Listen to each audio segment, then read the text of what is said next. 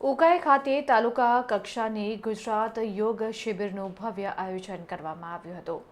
ઉકાઈ તાલુકાના GSECL ઉર્જાનગર colony ખાતે આ શિબિર યોજવામાં આવી હતી।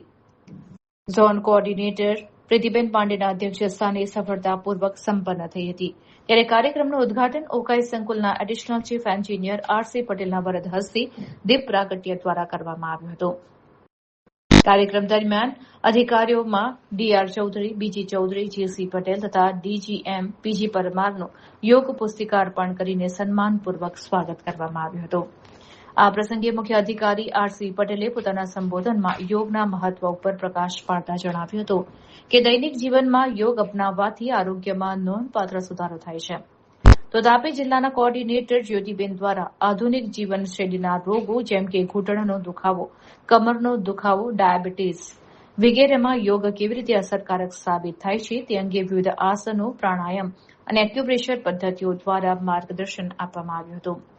કાર્યક્રમમાં મોટી સંખ્યામાં કર્મચારીઓ તેમજ કોલોનીના રહેવાસીઓએ ઉત્સાહભેર ભાગ લીધો હતો।